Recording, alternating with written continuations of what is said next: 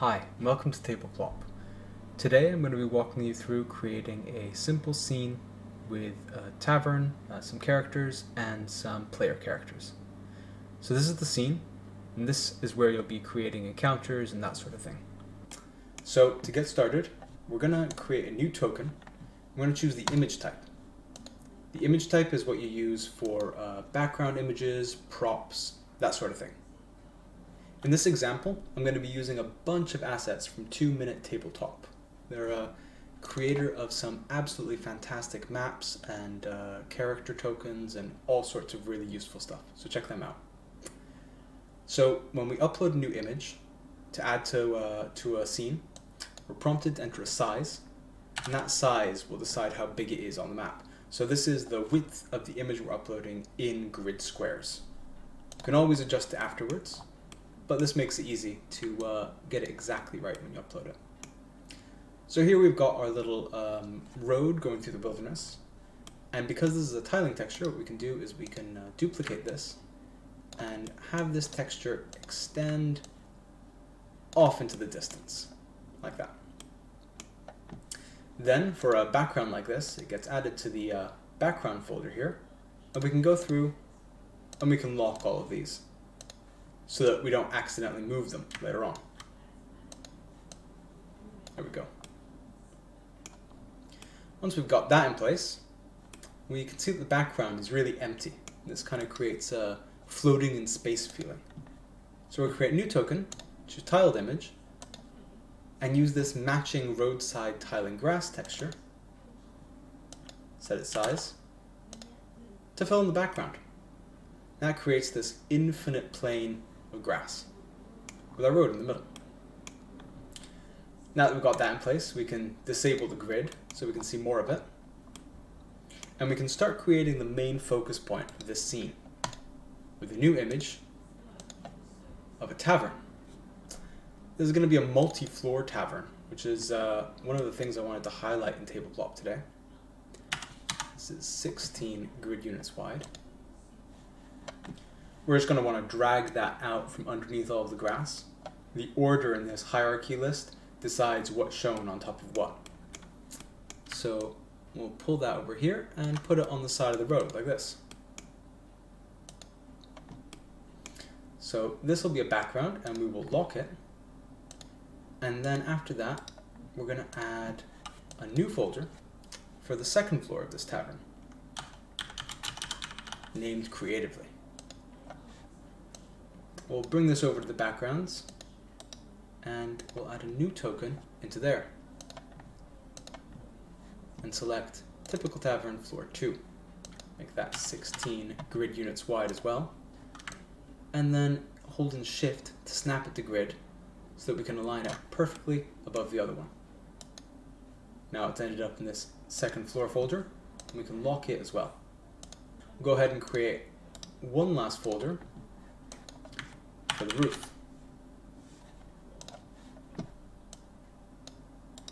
And in there, of course, we'll add an image of the roof. Again, 16 grid units wide. And snap that to the top and lock it in place.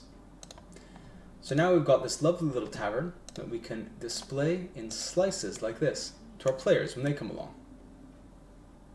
Next up, we might want to make this tavern feel a little bit more alive by adding some NPC characters. We could do that by using the character type token. Characters are special because they can have stats, they can post in chat, they can be assigned to players, and they can be persisted between scenes. So for example, if our players decide to recruit one of these heroes here, like the barkeep, that barkeep will exist in between scenes, and we can bring them into the next scene as well. You can mark your characters as private, and that will make it so that your players can't see their stats. We'll go ahead and move this guy behind the counter, right here.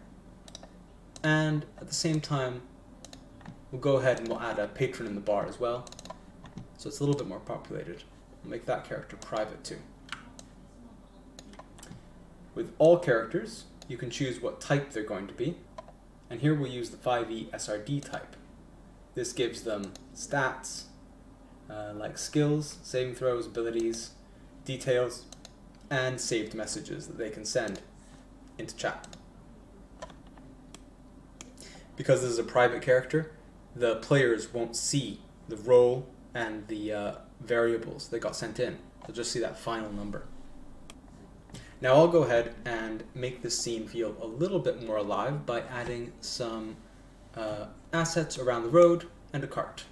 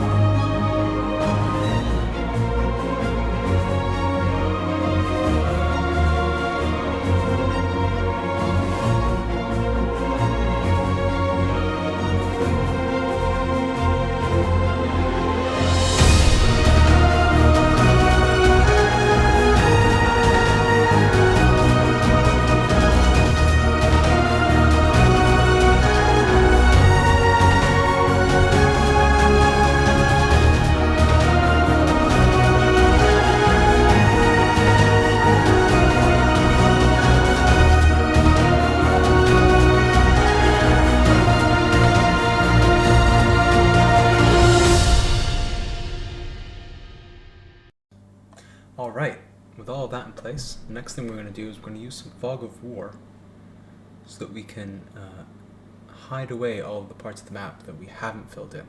So the parts that the players do see feel alive, and the rest is just fog.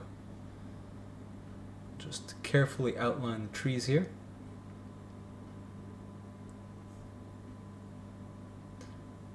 And the back of the tavern.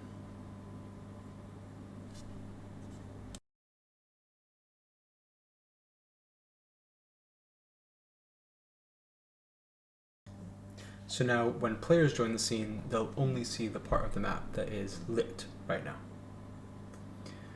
Speaking of which, we can now go ahead and add some player tokens if we'd like. Those are character tokens again, like we used for the barkeep and the patrons. And when our players join the scene, we'll be able to assign these character tokens to our players.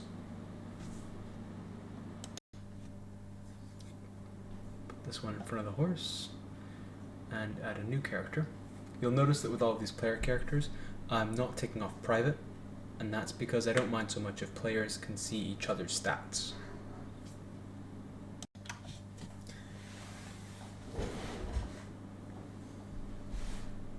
There, and one last character should do it.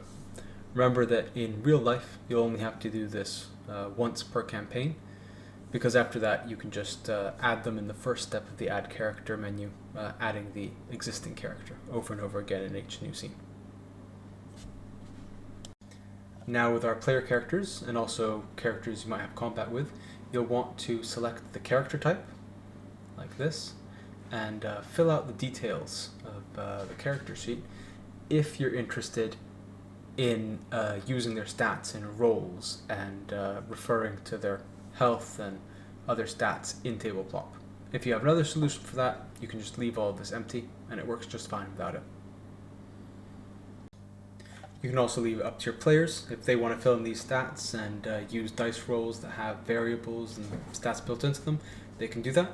Otherwise, it's also fine to just, roll a d20 and add the modifier you remember in your head. Now that my scene is ready, I can head over to my campaign, scroll all the way to the bottom here, where I can grab a copy of my invite code. This link here, when used by a player, will let them join directly into the campaign. And this is what users will see when they join your campaign through that invite link. They'll be prompted to create an account if they don't have one already.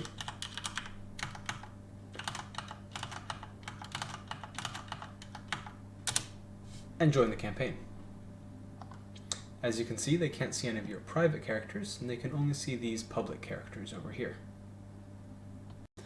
When the player opens the scene, they'll be dropped in at the location of the camera, which you can move around and zoom in and out. On top of that, you'll also see that they can't see outside of the fog of war. It's all just black to them. And when our players finally turn up at the tavern, we can reveal it to them one floor at a time.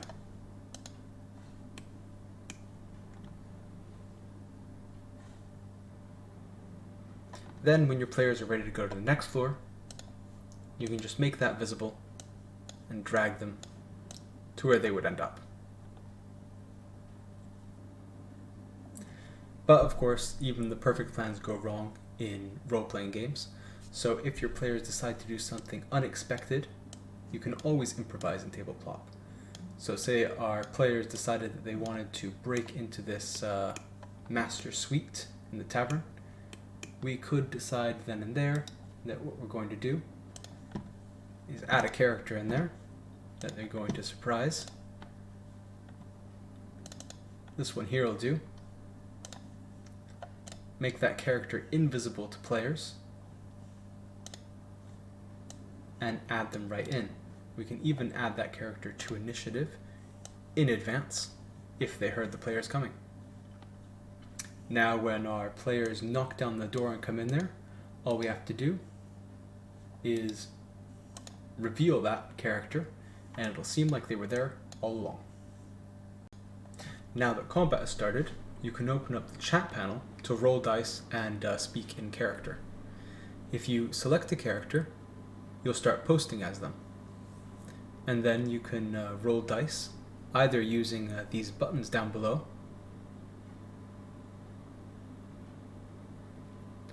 or manually. And in this case, you'll also be able to include variables like strength and proficiency. You'll see here that this character's dice rolls are slightly grayed out, and that's because this character is private. So players can only see the last number, and the rest of it is only shown to the game master. There is so much more to show, but just not enough time. So if there's anything you're missing, check out the documentation, and if it's not there, go to the Tableplop Discord and pop a question in there. You can find all of the assets that I used in this video at 2minutetabletop.com. Thanks a lot.